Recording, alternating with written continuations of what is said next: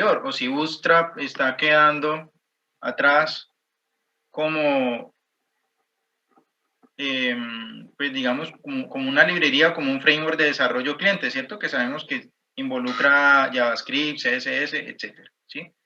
Entonces, a ver, digamos que no es tanto que esto se vaya a quedar atrás, que vaya a quedar obsoleto, pues obviamente las tecnologías van evolucionando, pero la palabra clave es la siguiente. La base de usuarios. Resulta que hubo un tiempo, una época por allá más o menos en los 70s, mediados de los 70s, había un lenguaje muy popular y todavía es popular en muchos sistemas, que es este lenguaje supremamente viejo. Les estoy hablando de los 70s, ¿sí? Yo ni siquiera había nacido. Y por hablar de muchos sistemas legados, muchos sistemas así antiguos, pues bueno, por el estilo hay muchos otros, ¿vale? Y, etcétera, ¿sí? Resulta que sí, son sistemas antiguos. Obviamente para desarrollar sistemas nuevos nadie utiliza COBOL, nadie utiliza Fortran, nadie utiliza, bueno, nadie no. Es decir, una empresa nueva, pues digamos que no va a proponer implementar algo en una S400, ¿vale? Que esto es de IBM. Obviamente le estamos apuntando a tecnologías nuevas que pues tienen otras características y le apuntan a unos requerimientos nuevos. Sin embargo, esas tecnologías que ustedes conocen como tecnologías legacy o tecnologías legadas, pues son tecnologías que tienen una base de usuarios muy grande, es decir, hay muchos sistemas desarrollados utilizando esas plataformas, utilizando esos frameworks. Por acá podemos meter a PHP también, porque PHP ya está cayendo ahí también, ¿sí? Pues eso lo noté yo con la entrega de sus proyectos. Muchos se fueron por frameworks con Python o con JavaScript y vale, listo. Son tecnologías que son relativamente nuevas, no tienen más de 10 años. Los frameworks de PHP siguen evolucionando, ¿sí? Sin embargo, pues hay muchos sistemas legados, muchos sistemas que ya están implementados, que tienen una gran base de usuarios, o más bien que conforman una base de usuarios grande, que hacen pues que se requieran personas que tengan un dominio de estas tecnologías que ya podríamos llamar antiguas, ¿sí? Voy a poner acá, pues digamos que dos de las tecnologías que yo he utilizado acá en Java, JS Páginas, JSPs, Java Server Faces, etcétera, ¿cierto? Digamos que hablando de esta plataforma, la Java Enterprise Edition. Ya obviamente, pues digamos que han sido desplazadas por esas tecnologías nuevas, pero todavía hay muchas plataformas, muchos desarrollos hechos en esos lenguajes, en esos frameworks, que son sistemas legados. Entonces, siempre que, bueno, digamos que no le digo en el caso particular de este curso, sino pues que en términos generales uno siempre le está apuntando a lo nuevo, ¿cierto? A las nuevas tecnologías, ¿vale? Entonces, bueno, que aprender algún framework nuevo, que aprender React, que aprender Angular, ¿vale? Y eso es totalmente, pues digamos, aceptable y bastante viable porque tenemos un fundamento, ¿sí? Pero, ¿de qué les sirve a ustedes conocer estas tecnologías antiguas? Saber que existe Bootstrap, saber que existe Java, saber que existe PHP. Pues precisamente sirve porque pues digamos que en el mercado hay una participación muy alta de esos sistemas legados, ¿sí? Esos sistemas viejos, por ponerlo entre comillas, que ya han sido implementados utilizando esas tecnologías y que de alguna forma pues alguien va a tener que hacerles mantenimiento, ¿sí? Entonces, esto no es una historia que yo les esté contando, no es una historia del abuelo Simpson, es algo, es un debate totalmente válido, porque pues ustedes, pues bueno, muchos están en la tecnología de sistemas, otros están en la ingeniería de sistemas, entonces cada uno de ustedes pues tiene unos propósitos con lo que están estudiando, ser consultores, emprendedores o trabajar en una empresa, entonces van a estar involucrados en la construcción de sistemas nuevos, de proponer productos nuevos o quizás de involucrarse en desarrollos que comprendan el mantenimiento de estos sistemas. Entonces, pues vale, siempre cuando uno le enseñan, entre comillas, algo o le muestran o le presentan una tecnología, uno dice, bueno, pero eso para qué me va a servir.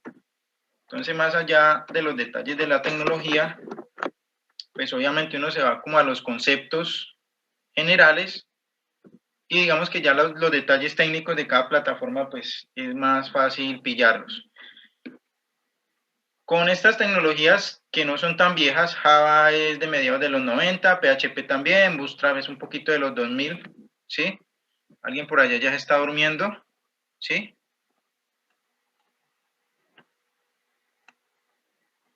Yo les recomiendo que no hagan la clase de forma horizontal, muchachos. Traten de estar horizontales, sentados en sus sillas, ¿listo? Para que no les pase lo que le pasó al compañero. Se pueden quedar dormidos muy fácil, ¿listo? Resulta que el mantenimiento de esos sistemas legados, esto representa mucho dinero, ¿sí? Entonces, una persona que en estos momentos sepa de desarrollo en sistema, conozca el lenguaje COBOL, que sepa cómo están estructurados o que conozca los AS400, la arquitectura, los lenguajes con los que se programan, pues son personas que son apetecidas en el mercado. Obviamente yo no les estoy diciendo hagan un tutorial de COBOL o hagan un tutorial de AS400 porque no lo van a encontrar. Digamos que son personas que en esa época tenían el miedo de quedar obsoletas porque estaban trabajando con plataformas que, pues digamos que caían también en lo mismo, ¿cierto? En quedar obsoletas. Sin embargo, es un poquito difícil que pase en este mundo en el que estamos nosotros. Es decir, en algún momento, en 5 años o en 10 años quizás, puede que React quede obsoleto, pero estamos en un pico en el que esas plataformas y esos frameworks de desarrollo están, pues digamos que siendo adoptados en masa, y ustedes tienen la fortuna, muchos de ustedes, pues de conocer esas plataformas y en algún momento, pues ustedes van a hacer el mantenimiento de esos sistemas legados, ¿sí? Entonces, pues vale, ese es siempre el riesgo que existe cuando pues enseñan este tipo de cursos que están, pues digamos que muy apoyados como en el flujo de la tecnología, ¿cierto? Porque en la evolución de la tecnología, que sabemos que muchas cosas van quedando atrás, pues yo les diría que no deberían preocuparse, pues primero porque están jóvenes, pueden aprender nuevas tecnologías en todo el resto de vida útil que les queda y lo que ya han aprendido pues les va a seguir sirviendo, ¿listo? Entonces, vale, ya se me fue uno, yo los estoy contando acá, éramos 28, llevamos 27, eso quiere decir que se están aburriendo, lo que quiere decir que voy a hacer la clase muy corta hoy, ¿listo? Entonces, vale, no sé si captan lo que les quiero decir con esto, si han tenido esa preocupación con respecto a lo que están aprendiendo, o definitivamente esto que les estoy diciendo no aplica o es carreta barata. A ver, ¿qué opinan?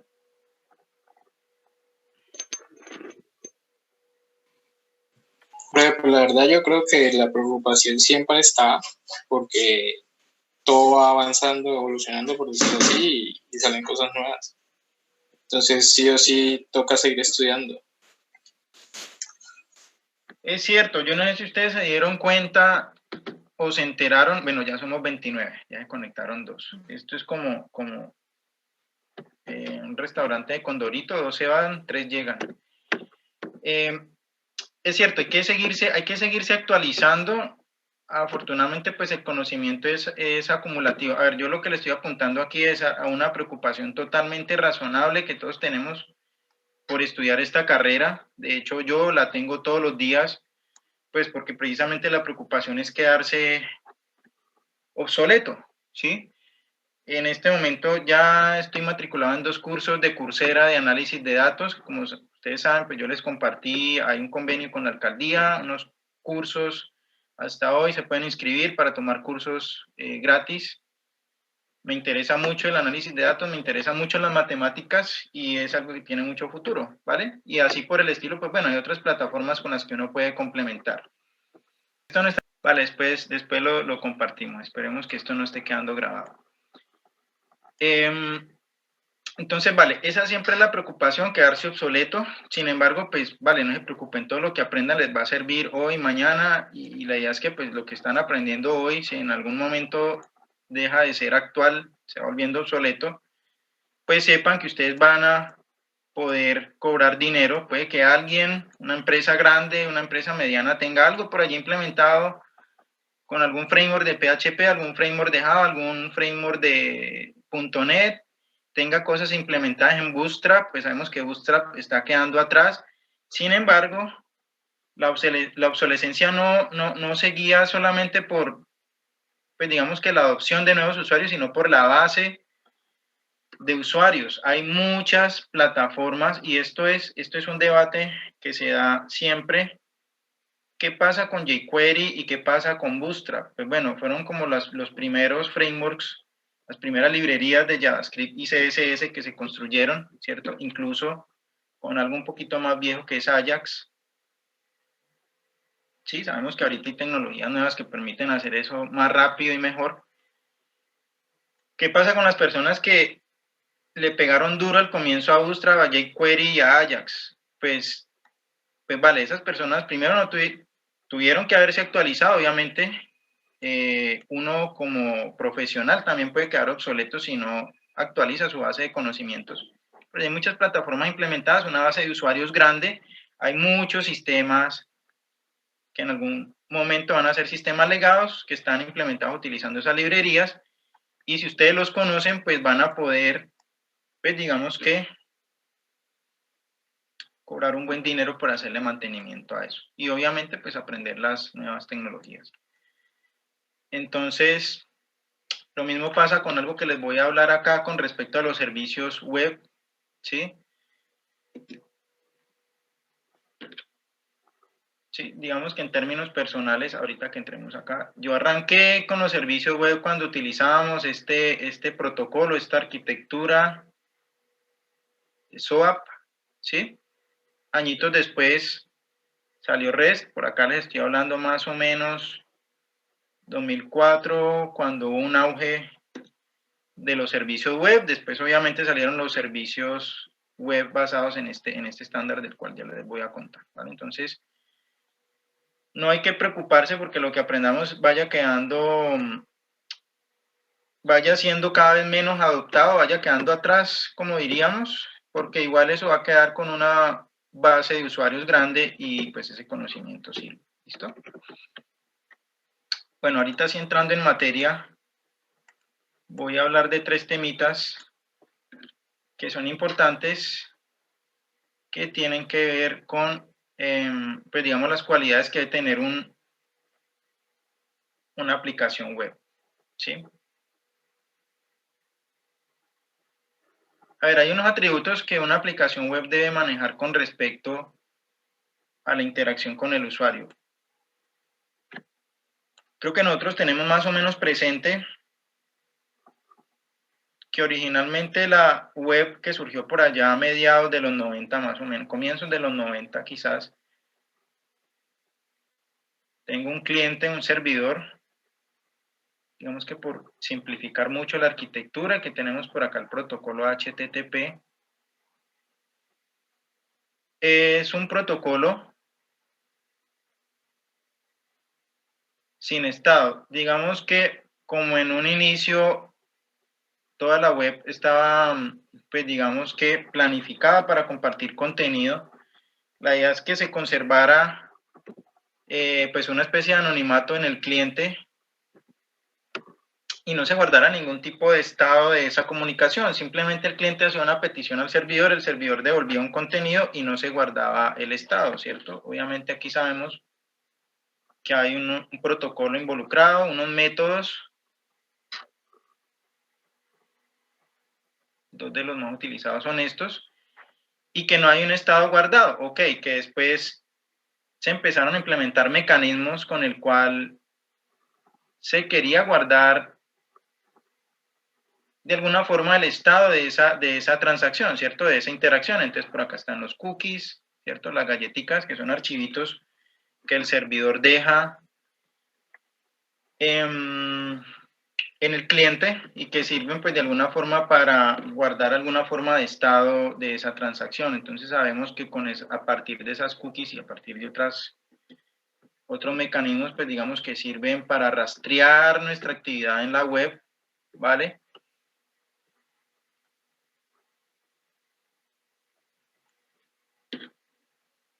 Y pues digamos que desde siempre surgió la preocupación que hay unos atributos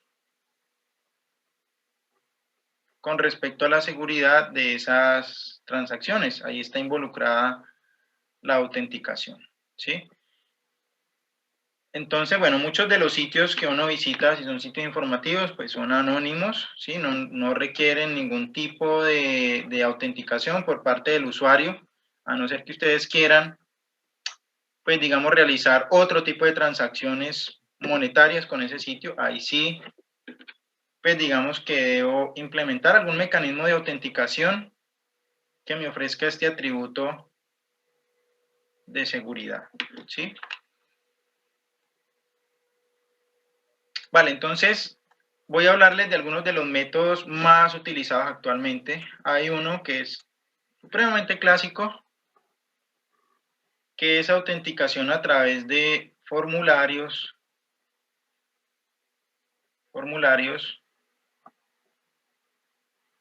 y bases de datos, ¿sí? Es decir, operaciones del CRUD de la aplicación. Entonces, tener en mi modelo de datos por allá alguna entidad de usuario con un nombre y una contraseña. Obviamente, pues esa contraseña,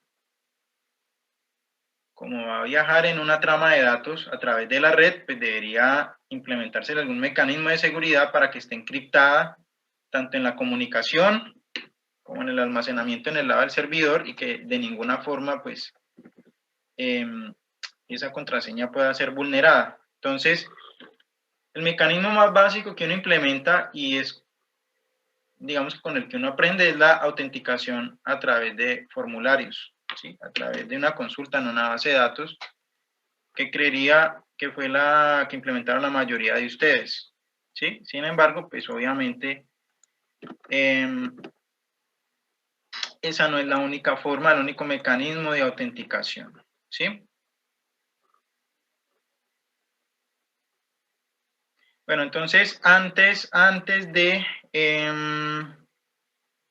hablar de los tipos de autenticación que podemos utilizar, a ver, aquí está involucrado un concepto supremamente importante, que es el concepto de seguridad, ¿sí?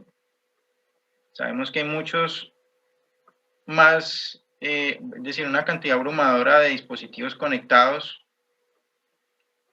y de esa forma, pues los mecanismos de autenticación y de seguridad, pues de aseguramiento de esas credenciales, pues tengan que ser más fuertes. ¿Listo?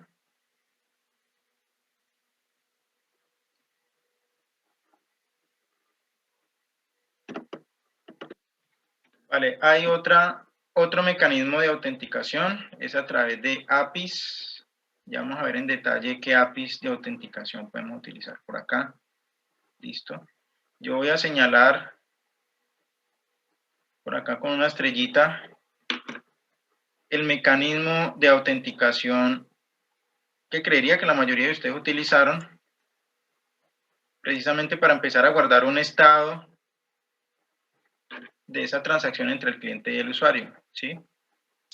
A través Profe, una pregunta. Cuando es autenticación con APIs, ¿sería, por ejemplo, autentificación con el Gmail, por ejemplo? ¿Con Google o con Facebook?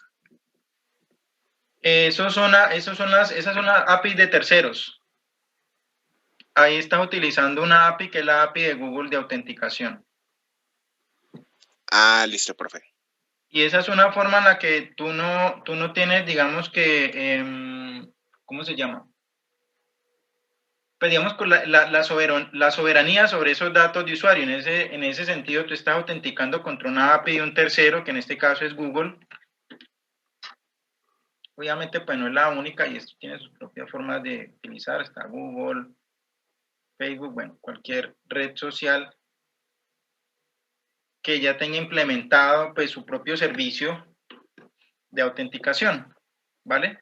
Ya vamos a mirar en detalle cómo lo podemos hacer. Sin embargo, Sí, más profe, en esa parte yo tengo una duda. Por ejemplo, uno cómo modela las APIs referente a, pues si utiliza externas, pues las APIs externas, ¿cómo uno lo modela? ¿cómo lo modela o cómo la implementa? Es decir, ¿cómo lo modela dentro de la arquitectura? Sí, por ejemplo, la arquitectura que yo estoy ahora manejando, o sea, es la API de Google y estoy manejando con Firebase también la base de datos, pero también estoy utilizando Django como backend. Entonces, Angular como frontend y Django como backend. Entonces, yo por lo menos para una autenticación con Google y lo guardo en la base de datos de Firebase. Ya directamente, si yo quiero, digamos que guardo una empresa, lo guardo en la aplicación, en el backend. Entonces, en esa parte, ¿cómo uno lo modela en la arquitectura? Pues básicamente tú tienes tu capita de backend y tienes como una capita ahí de middleware que es como una capita intermedia entre tu backend y la API de autenticación. Que bueno, tú lo que dices es que guardas algunas cosas de las que te provee esa API externa, la guardas en tu base de datos, más o Sí, menos eso. ajá. Entonces la guardo directamente, los datos del usuario lo guardo directamente en Firebase y los datos de la empresa lo guardo en el backend que estoy utilizando con Django. Sí, básicamente tú estás creando como una capita intermedia, pues como una interfaz entre esa API externa y tu propio backend. Ujú. Entonces no estoy muy seguro cómo poder modelar ese tipo de cosas. Modelarlo en En el gráfico. en el gráfico. Sí, Vale, listo, bueno, ya lo miramos. vale. Es decir, cómo se incorpora a la arquitectura de su aplicación. Sí, o sea, Vale. pues yo ya lo hice, si algo pues lo muestro, no tengo problema, pero no sé muy bien cómo modelarlo directamente con la API exterior y pues con Django y Angular. Ah, ok, vale, listo. Vale, listo, bueno, ya lo miramos. Si quieres, ahorita miramos rápidamente tu código y miramos entonces eso a qué modelo correspondería, pero básicamente es como si estuvieras implementando como una capita de middleware entre esa API externa y tu backend, básicamente. Digamos que sigue teniendo la misma arquitectura cliente-servidor. Sabemos que obviamente la capa del servidor pues no es monolítica, es decir, no está, digamos que construida como algo que no pueda ser extendido, sino como algo que a su vez consta pues pueden ser varias capitas, de hecho, para esa comunicación con esos sistemas externos. Entonces, bueno, con respecto a la autenticación, antes de seguir acá,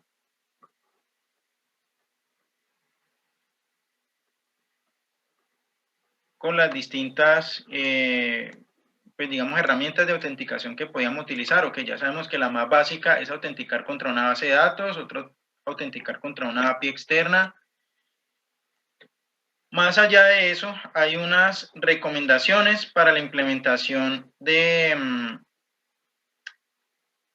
el mecanismo de autenticación que ustedes van a utilizar, el que vayan a aplicar.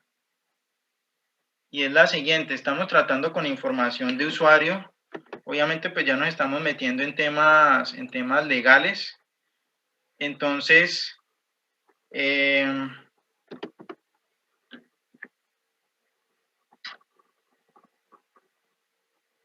una de las cosas que recomiendan antes de pues, implementar un mecanismo de autenticación es obviamente yo no voy a autenticar solamente para crear la sesión y guardar el estado de esas transacciones entre el cliente y el usuario, sino que quizás yo voy a guardar otra información del usuario, ¿sí? Puede que yo le exija un registro, ¿sí? O si estoy autenticando contra una API externa, pues a partir de esa API externa, pues yo voy a poder acceder a la información de ese usuario. Entonces hay que determinar, a ver, vamos a ponerlo acá más resumido, determinar la información del usuario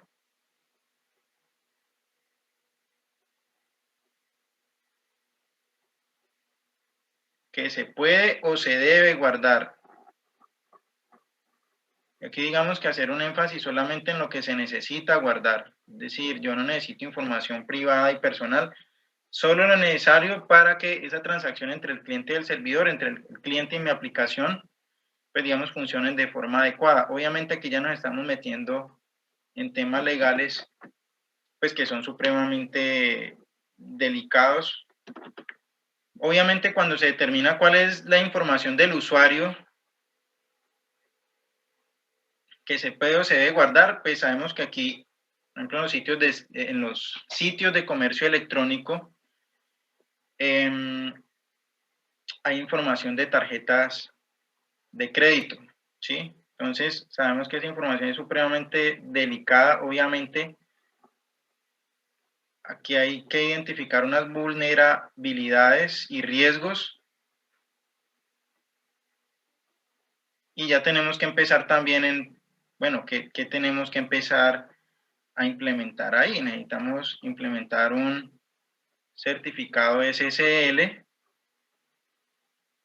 ¿cierto? Para que esas transacciones que se van a llevar a cabo a través de HTTP, pues sean seguras, ¿cierto? Obviamente, pues eso se determina partiendo de, bueno, hay información supremamente sensible que yo voy a manejar del usuario, esa información monetaria, esa información de las tarjetas de crédito es delicada, ¿sí?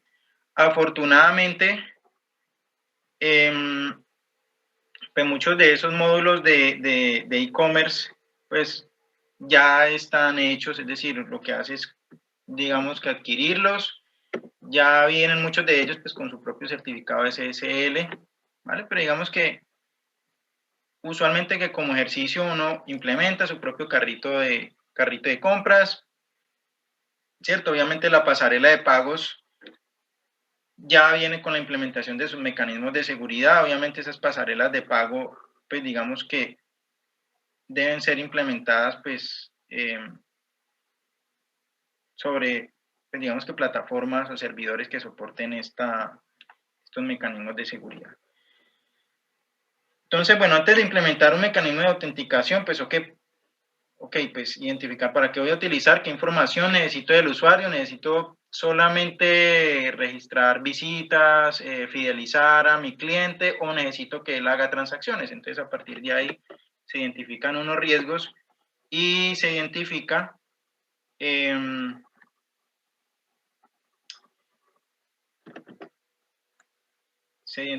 pues los mecanismos de seguridad que se tienen que utilizar.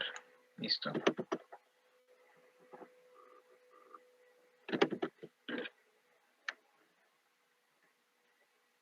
Hay algo de lo que no se ha hablado, obviamente hay una planificación de pruebas, entonces se determina cuál es el componente de autenticación que se va a utilizar.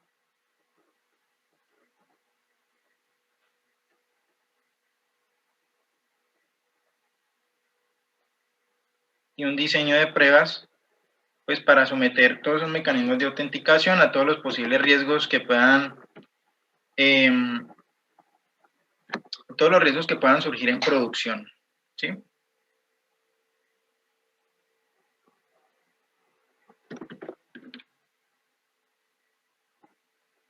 Obviamente esto nos lleva a la ejecución de pruebas. Hay unas pruebas automáticas.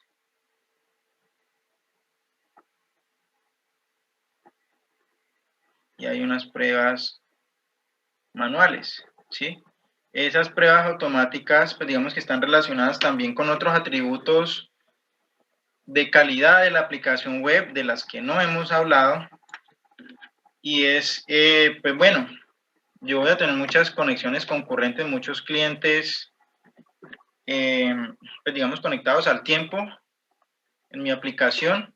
Hay unas pruebas automáticas por acá de carga, de concurrencia, ¿cierto? De tiempo de respuesta, etc. Hay unas pruebas manuales, pues digamos que ya podrían estar más orientadas a identificar esas vulnerabilidades del sistema. Sí, obviamente, pues al hablar de estos mecanismos de autenticación, esas pruebas son, pues digamos, que supremamente importantes. Obviamente, cuando ya se identifiquen, identificación, bueno, no mitigación, a veces hay riesgos que son, pues digamos que muy difíciles de controlar. Identificación, mitigación y solución de problemas. Esto, riesgos y problemas. Pues estamos hablando que esos riesgos y esos problemas vienen al menos de tres fuentes. Entonces, problemas relacionados con la aplicación propiamente dicha, ¿sí? Problemas de implementación. Entonces, bueno, que quizás esté utilizando la API de forma incorrecta, o que quizás el token o el identificador de la API es el incorrecto, o estoy utilizando pues una lógica que como que no funciona, ¿cierto? O si estoy hablando de un mecanismo de autenticación muy básico, que no estoy encriptando la contraseña, por ejemplo, pues esos ya son riesgos que vienen de la propia implementación de la autenticación. Hay otros riesgos que vienen de la interacción del usuario. Hay unos riesgos generados por el usuario, pues que ya hablamos, o que incluyen también los ataques externos, ¿sí? Hay un ataque muy típico que es el SQL injection, que es pues una de las vulnerabilidades más típicas de las aplicaciones web que están basadas en bases de datos SQL, ¿sí? Entonces sabemos que nosotros a través de un formulario podemos hacer una petición de datos al servidor, ¿cierto? A través del post. Esto es un problema que ya está solucionado desde hace mucho tiempo. En esos formularios a veces pasaban, bueno, no solamente por los formularios a través del post, sino que también a través de la URL se pasaban sentencias SQL completas. Y si uno tenía más o menos idea de cómo estaba construida la base de datos relacional, pues mandaba sentencias que actualizaban datos y que hacían estragos en la base de datos, ¿sí? Y hay algo aquí supremamente curioso,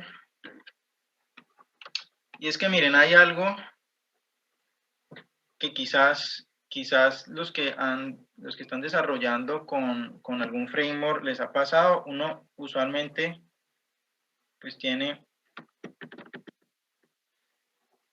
un ambiente de desarrollo, ¿cierto? Hay también pues un ambiente de pruebas, y está el ambiente de producción, que es donde digamos que la instancia del servidor, la instancia no solamente del servidor web, de la aplicación donde está montado todo con lo que va a interactuar el cliente. Digamos que por aquí puede pasar de todo, ¿sí? Para obviamente empezar a identificar este tipo de problemas. Hay muchos frameworks, muchas plataformas y herramientas de desarrollo que permiten hacer estas cosas en modo de depuración, ¿cierto? Entonces, cuando ustedes están trabajando en modo de depuración y tienen un error contra la base de datos, ya sea SQL o una base documental, pues cuando uno está depurando y está en desarrollo, pues uno sí quiere ver dónde está el error, ¿cierto? Y le muestra en pantalla, error insertando en la tabla tal, en la columna tal, los siguientes datos. Prum. Y yo lo digo por experiencia, porque pues, ha pasado en los equipos de desarrollo en los que he estado, y es que,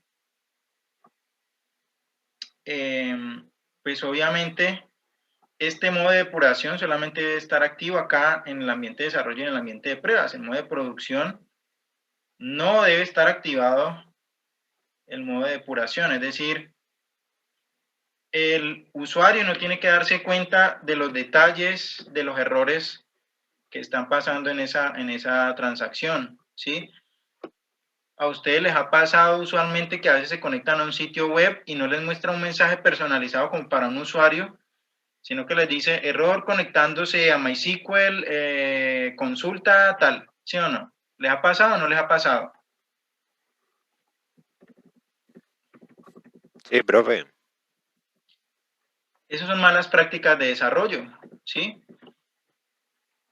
Es decir, ahí están activando mensajes de depuración que básicamente están mostrando detalles de la implementación de esa aplicación. Eso, pues digamos que de alguna forma hay que pues, evitar que pase en lo posible. Entonces, pues vale, gracias a esas fallas es que, bueno, se identifican entonces cómo está construido el backend, cuál es la base de datos, cuáles son las tablas importantes, cuáles son las columnas, ¿cierto? Y pues eso lo aprovechan obviamente las personas que van a hacer ataques externos y utilizan SQL Injection, por decir algo, para hacer esos ataques, ¿sí? U otras herramientas pues de hacking ético para poder atrapar, no sé, todas esas tramas de información que viajan entre el cliente y el servidor, atrapan una contraseña no encriptada y por ahí pues bueno, hacen un montón de estragos.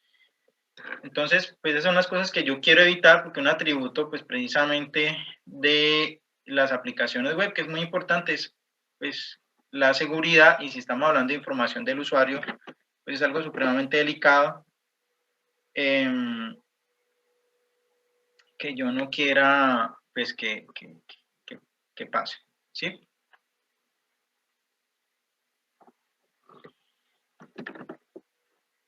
Hay un riesgo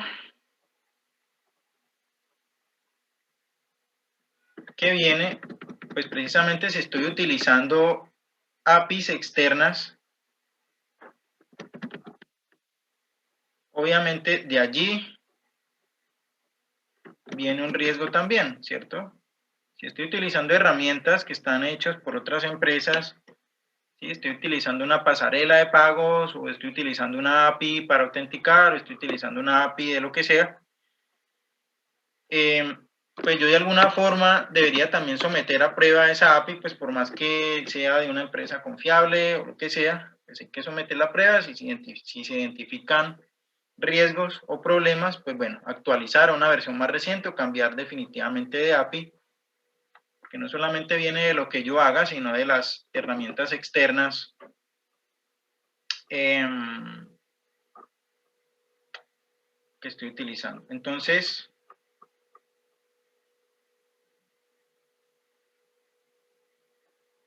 vamos a entrar entonces ya a la parte de los mecanismos de autenticación.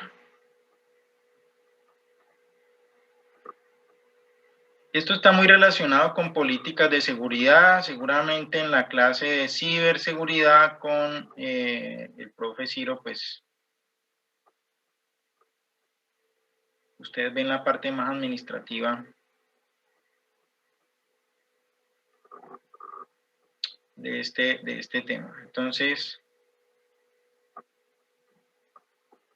vale, esos mecanismos de autenticación, digamos que cada uno de ellos, estoy por acá organizando esta información, pues digamos que le apuntan a distintos pues, atributos de seguridad. Entonces, a ver, hay algo por acá supremamente importante.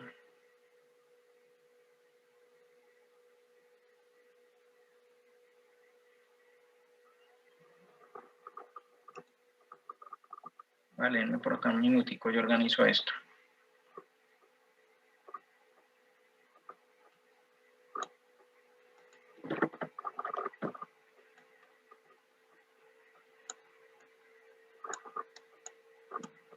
Entonces, vale, ya voy a poner acá, vamos a organizar esto. Creo que me va a tocar poner esto en otra parte. Vamos a ver si lo puedo hacer.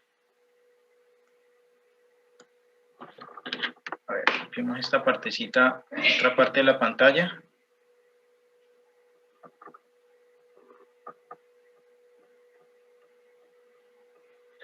Listo, que es la parte de autenticación. Vamos a pasarla para acá abajo, porque la lista se nos puede extender un poquito.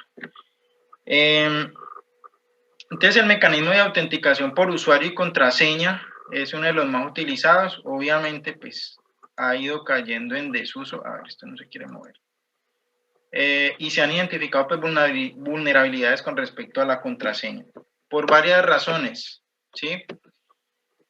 Los mecanismos de encriptación de la contraseña y las políticas de contraseña, ¿sí? Hay muchas personas que todavía no tienen pues una política de contraseña segura, todavía siguen poniendo como contraseña 1, 2, 3, 4, ¿sí? Y esto pues obviamente está relacionado con esos temas de las políticas de seguridad, no solamente de mi aplicación web, sino también con las políticas de contraseñas que se le sugiera al usuario, ¿sí? Entonces, bueno, vámonos aquí ya hablando de mecanismos de autenticación. Ok. Bueno, dejémoslo ahí.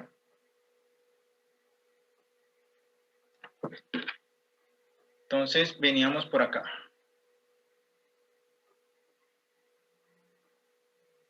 Usuario y contraseña, que es el mecanismo más utilizado. Obviamente las vulnerabilidades pues son, pues primero, la seguridad de la contraseña, que tiene que ver con un tema ya más técnico de la encriptación, qué algoritmo de encriptación se utiliza, y otro que ya va un poquito a un nivel más alto, que es la política de contraseñas. Con respecto a eso, pues hay unos sí y unos no de lo que se puede hacer en una contraseña, un número mínimo de caracteres, ¿sí? Mezclar distintos tipos de caracteres, no utilizar la misma contraseña para distintas aplicaciones, ¿sí?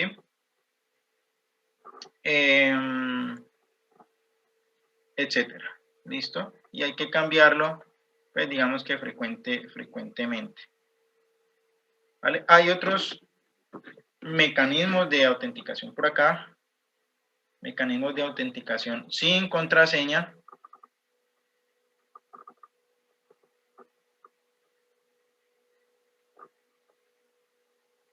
De esos mecanismos de autenticación sin contraseña está la autenticación a través de un email, ¿sí? Y esta no la hemos explorado, sería interesante que alguien haga una prueba con esto, y es simplemente, bueno, la persona se va a registrar con una contraseña, perdón, con un correo electrónico que obviamente debe ser válido, no solamente la dirección, pues a través de una máscara, sino que esa contraseña, perdón, que ese correo electrónico exista, ¿sí? ¿Qué se hace usualmente?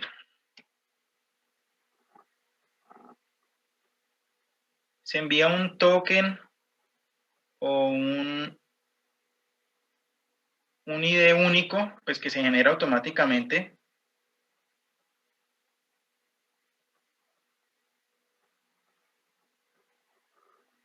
al email del usuario, ¿cierto? Si la persona en realidad es dueña de ese email, pues entonces simplemente da clic en ese enlace que le envía el servidor, ¿sí? Y eso pues permite crear la sesión en el servidor, autenticarlo de alguna forma. Ahí, pues como ustedes pueden ver, está involucrado un token que genera el servidor, no hay que crear contraseñas, ¿sí? Todo, digamos, que recae sobre la seguridad y la confidencialidad, pues, de ese email, ¿sí? Hay otras técnicas de autenticación.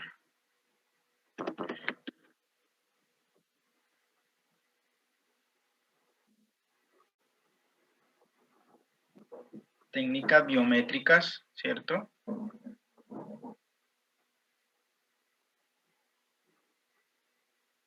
La huella dactilar. Sería interesante mirar cómo podemos hacer eso, ¿sí?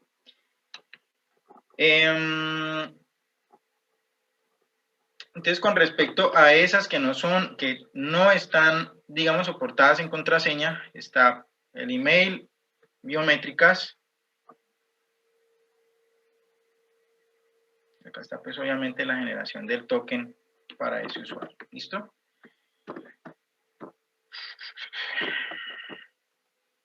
Vale, un minutico que por acá se me está bloqueando esto, se está congelando. Me va a tocar crear otra sesión.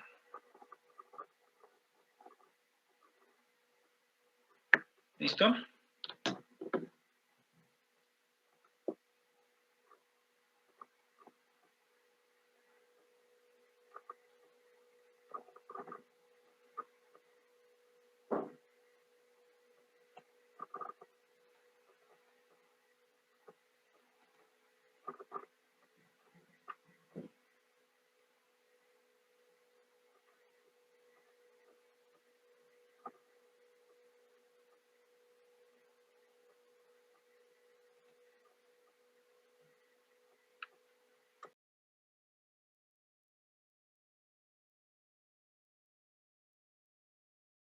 Bueno, a ver, yo encuentro por acá algo que no sea tan largo.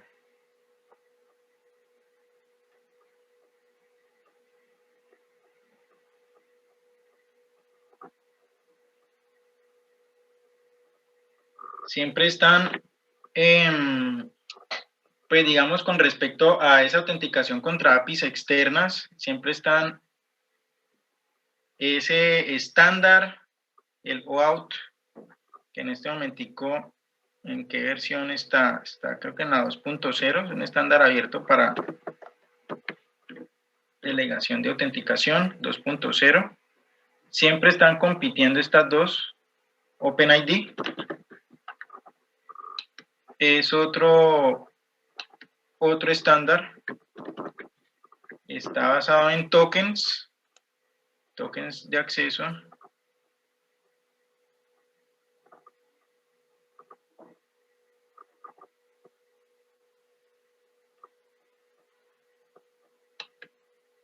Básicamente son estándares que utilizan las APIs. A ver, yo aquí tengo un grafiquito que está como interesante.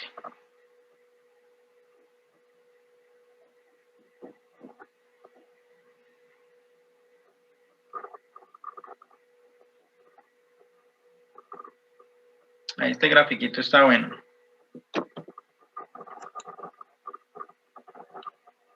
Lo que pasa es que, bueno, tiene una fallita. Está de un lado del cliente, está pintado una aplicación móvil de Android, pero obviamente pues del otro lado tiene que ir un cliente no importa, en realidad no es tan relevante que sea una aplicación móvil. Sabemos que del lado del cliente puede haber cualquier cosa, del lado de la gente de usuario.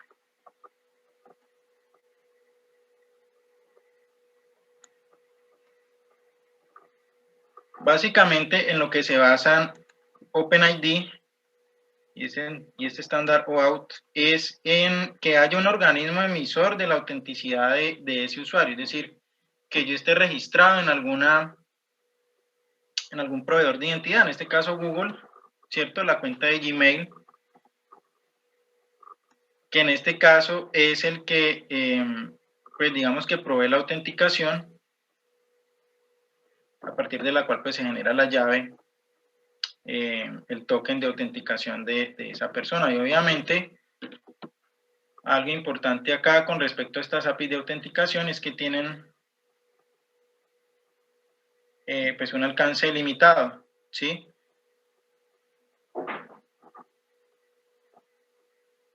Puede ser por sesión, ¿vale? Pues sabemos que esa comunicación entre el cliente y el servidor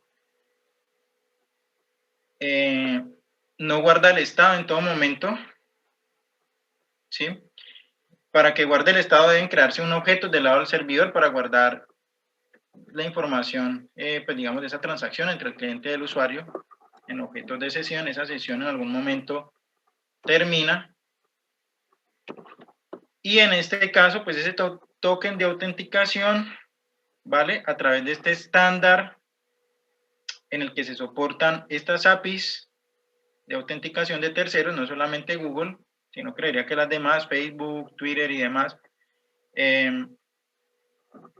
pues digamos que ese token está limitado a cada sesión. Digamos que por esta razón, esas sesiones que a veces nosotros iniciamos con la cuenta de Google, pues tienen también su tiempo de vida. Si en algún momento se cierra, tenemos que volver a hablar, a abrirla. Y pues lo que hace el emisor, que en este caso sería Google, sería emitir ese token de autenticación. ¿Listo?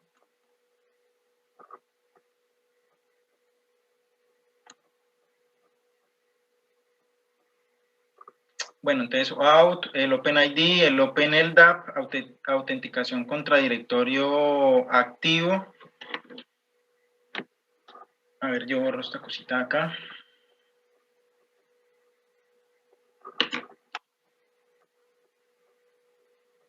Y obviamente lo que permiten estos métodos de autenticación de los que les estoy hablando acá es delegar esa autenticación a un tercero, no tener que autenticar contra una base de datos, pues porque sabemos cuáles serían los riesgos ahí. Tendría que hacerlo a través de un formulario, tendría que empezar a identificar esas vulnerabilidades a las que está expuesto ese formulario, tendría que encriptar muy bien la contraseña, pues tanto en la comunicación como en la forma en la que se almacena en el servidor. Y en ese sentido, pues bueno, sí es vulnerable por lo que les estoy diciendo, pero sigue siendo uno de los más utilizados. Precisamente, si esto está bien implementado y esto está implementado, pues digamos que sigue siendo una de las formas más seguras. Sin embargo, pues estos métodos de autenticación de acá, que como ustedes saben, evitan que uno tenga que registrarse y crear su contraseña, están orientadas a algo que se llama la experiencia de usuario. Si yo le evito al usuario tener que registrarse y dar unos datos, pues para el usuario va a ser mucho más cómodo y también para mí. Menos formularios que hacer, menos información privada que guardar. ¿Listo?